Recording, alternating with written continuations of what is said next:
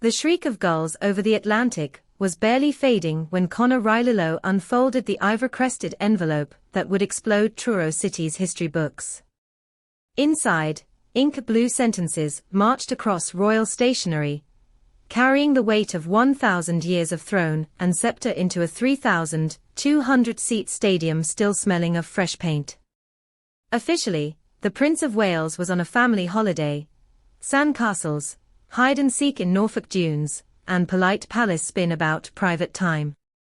Unofficially, William had broken the silence at midnight, dictating a letter that sliced straight through the windswept quiet of Cornwall and jammed itself like a flare in the heart of English football.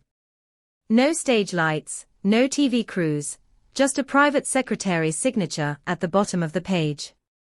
Yet the message detonated. Congratulations, Tinners, you are Cornwall's first professional side. The Duke of Cornwall is watching.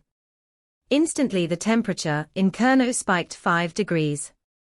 Pubs that still paint St. Piran's flag on match days raised pint glasses, farmers paused tractors midfield, and skeptics, who'd called the promotion a one-season bubble suddenly tasted iron in the back of their throats. Because royal interest isn't polite applause, it is tectonic gravity. And William's gravity had swung toward the wild Cornish west.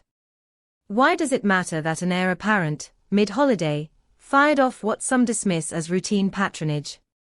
Because context is molten.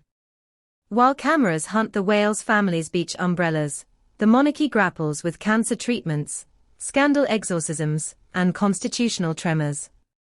Every public move mutates instantly into symbolism, and William has chosen a symbol drenched in salt air, tin mine folklore, and the raw hunger of an underserved county that London elites historically treat like England's forgotten ankle.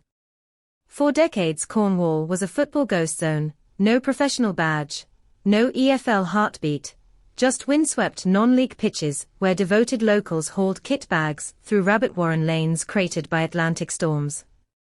In June, after Truro's miraculous playoff surge, the National League finally stamped professional status on a Cornish crest. Historic, yes, yet perilous. Promotion demands budgets, sponsors, safe access for away fans. And Truro's neighbouring club, Tiny Mousel AFC, had already sounded the alarm. Our only access lane is a spine-shaking quilt of potholes. Buses blow tyres. Emergency vehicles stall. Without a road, the miracle could choke in traffic before a single National League whistle. Enter William. Eyeing spreadsheets at the Duchy of Cornwall, an estate that has bankrolled princes since the Black Death, he spotted the pothole grievance. Advisors suggested gentle delegation. He refused. William cold-called local councillors, civil engineers, and a private aggregate firm. Within weeks an unholy alliance of council grants, duchy logistics, and volunteer labour broke ground on a new tarmac artery. Contractors swear the prince's envoy rang 3 times a day for progress reports, even during his children's exam revision. Holiday. Only on Instagram. In reality William was swapping time zones with drainage survey drones, making sure concrete set before Truro's inaugural kickoff. This is not nostalgia. It is the Crown's new battlefield, relevance carved into county soil. Cornwall's population slips under 500,000, yet its pride roars louder than whole metropolitan belts. A prince who invests sweat equity here adverts a republic's favorite rant. They only lift champagne flutes in Mayfair. Instead, William lifts asphalt budgets and writes letters that ignite provincial blood. His timing.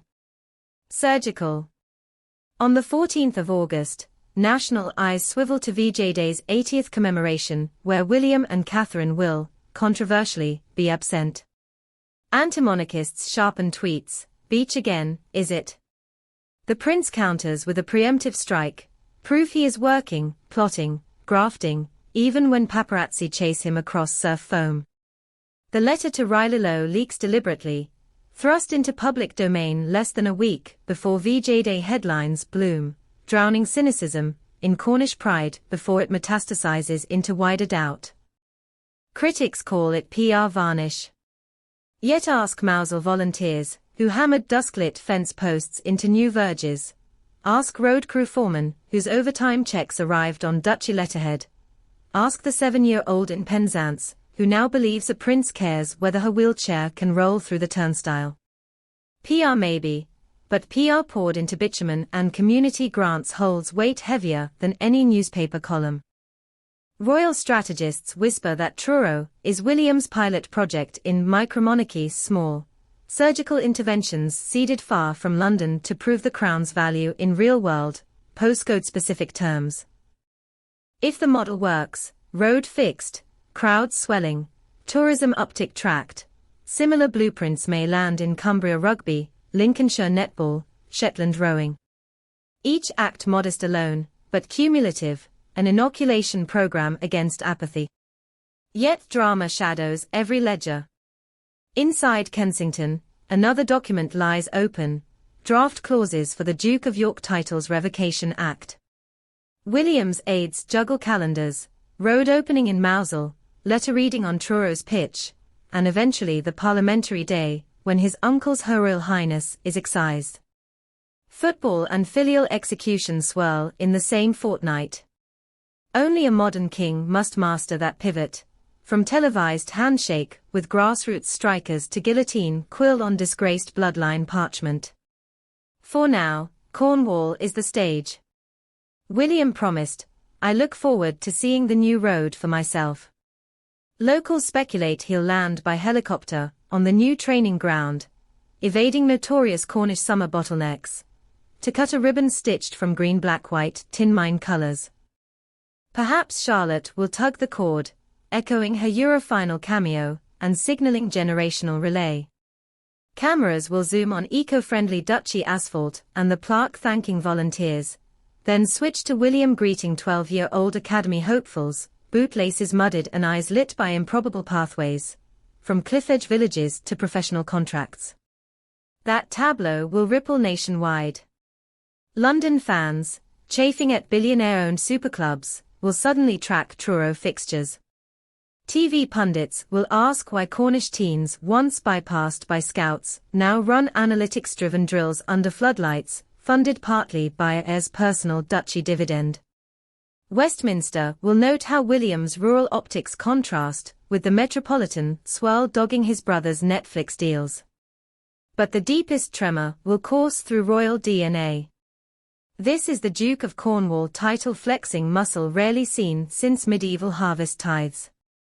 William is signaling that his inheritance isn't sweet countryside photo ops. It's a war chest he intends to deploy for hyperlocal infrastructure, binding crown to community in bolts and ballast. The precedent unsettles Whitehall bean counters.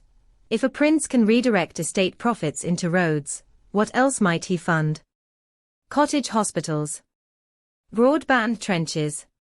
A generation raised on austerity will measure monarchy not by gilded processions, but by the sound of potholes disappearing under fresh tarmac. Back in Truro's dressing room, Rylilo taped the letter above the boot rack. The ink is already curling in humid air, but the words bite like adrenaline, good luck to the tinners. Players murmur ritual half-sarcasm, royal eyes watching, lads yet internalize the surge. First professional season, first time Cornwall's anthem will bellow from a National League gantry.